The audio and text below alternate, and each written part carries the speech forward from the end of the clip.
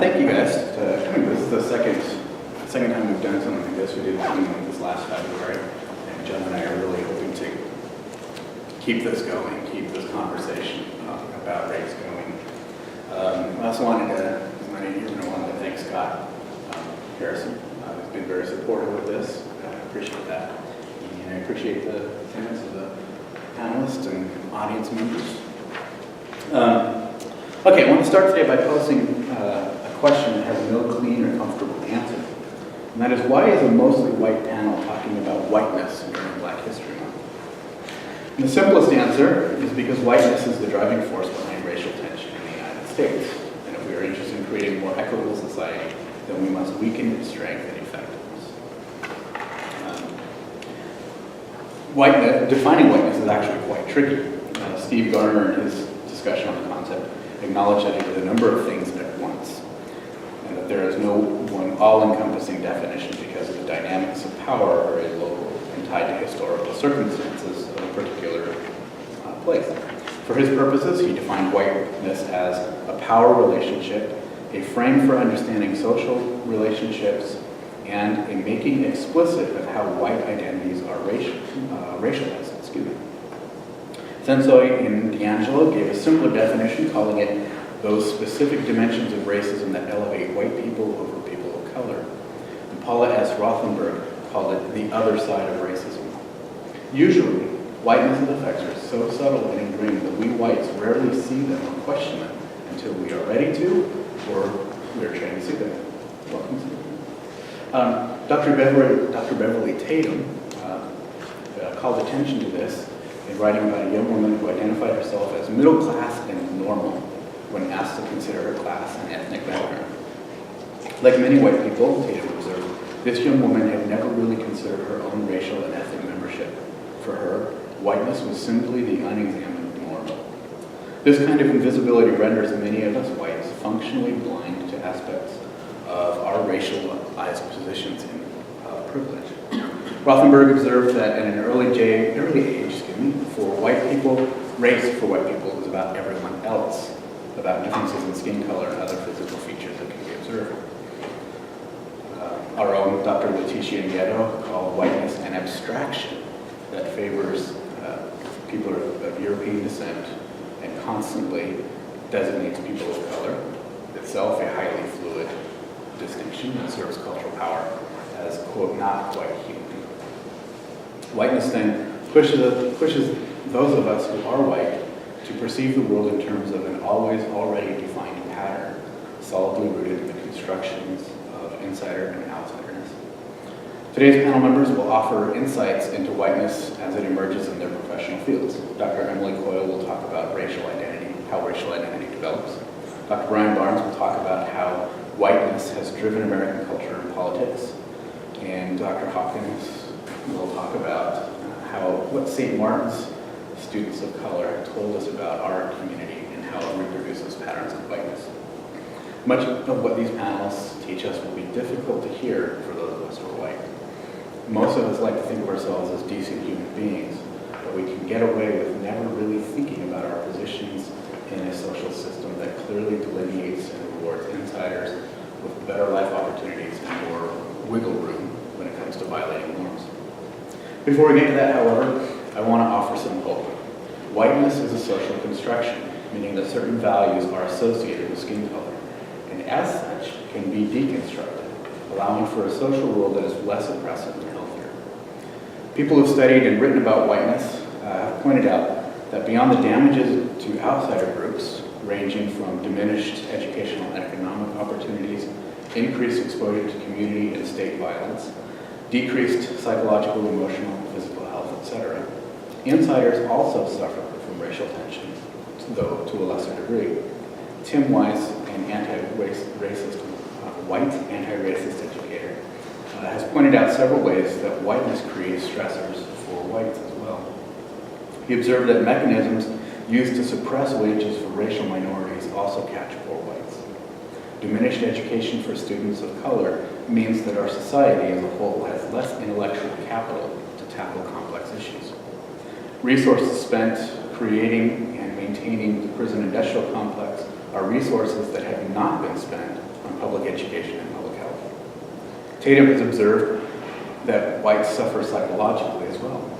Racial tension leads to the loss of human potential, lower productivity, and a tide of fear and violence, as well as a stifling of our growth and development, distorted perception of others, and alienation from them, causing psychological discomfort and strain, and hampering opportunities for greater insight into ourselves and our experiences.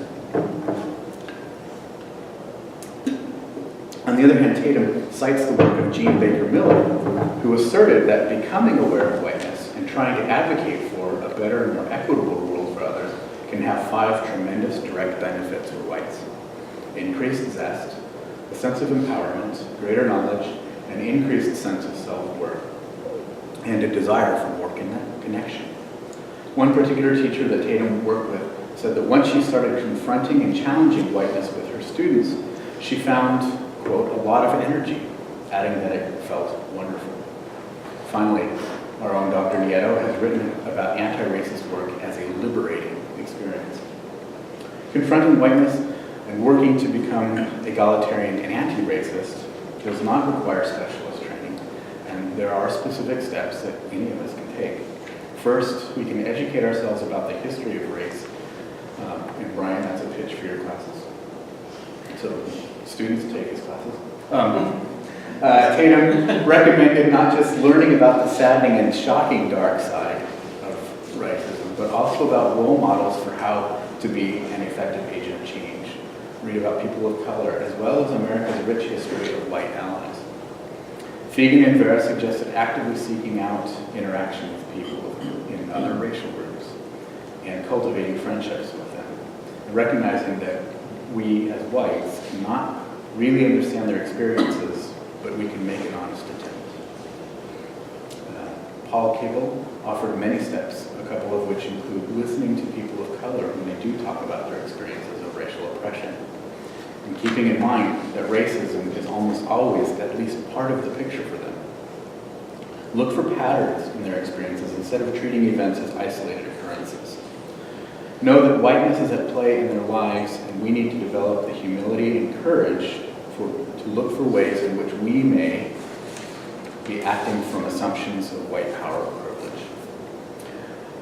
Do not react negatively to legitimate expressed anger that racism creates in people of color, and that can be hard sometimes. Notice how racism is denied, minimized, and justified by other whites, and be prepared to affirm that racism is real and common. Be strategic, knowing what battles you can fight. Support the leadership of people of color when they are in such roles. And finally, build a support system. Anti-racist work can be awkward and challenging, and discussing frustrations and difficulties with fellow allies can help us build patience and wisdom. We should be very wary of voicing these concerns with people of color, because that can give them reason to assume that we may be insincere and that we may not really be all that devoted to anti-racist work. Lastly, a passionate and exasperated post on medium.com entitled "White People Stop Asking Us to Educate You About Racism," the authors point out that we should not rely on people of color to teach us how to dismantle racism. People like us started it, and it's our job to take it over. Once we've shown commitment and sincerity, people of color are often willing to work with us, but we have to make the initial and sustained efforts. Having to confront ways in which we have helped maintain an ingrained system of oppression can be painful. Not as painful as being a victim, of course. But there is dignity in the communal struggle, which can leave each participant more empathetic and compassionate. In 1962, James Baldwin wrote a well-known letter to his nephew in which he acknowledged that whiteness is also a kind of prison for white people, and that the kind of prison, and that freedom for people of color will become realized as whites free themselves from their own prison. We cannot be free until they are free. Our panel today is presented in the hope that all of us can work and will work for the freedom of each other. So the way we're going to do this, do a little Emily will come up next. She'll talk about identity development. And then we're going to pause. And in your packets on page, the first 2 pages are handouts that go with Emily's presentation. And then on page 3, there's a series of questions from Peggy McIntosh's Invisible Maps app.